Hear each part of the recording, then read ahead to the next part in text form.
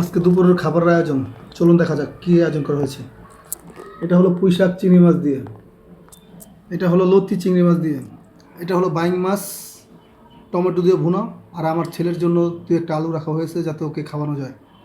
এটা হলো গরুর গোস আর টাকি লাউ দিয়ে এই পেঁপে দিয়ে রান্না করা হয়েছে। এটা আমার মেজো বোন আমার জন্য পাঠাইছে। চলুন আল্লাহ আমরা শুরু করি।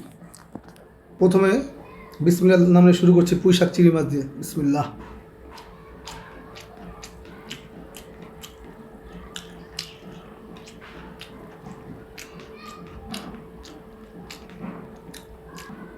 এবার চেষ্টা করি লাউ এই লতি দিয়ে চিংড়ি মাছ দিয়ে রান্না করা হয়েছে। বিসমিল্লাহ।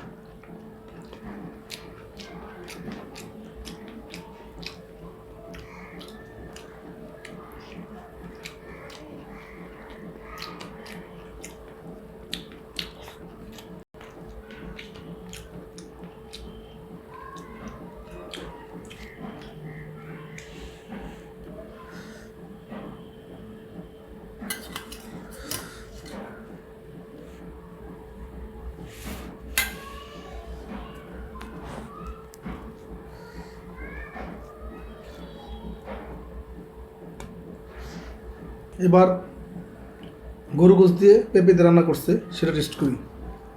বিসমিল্লাহ।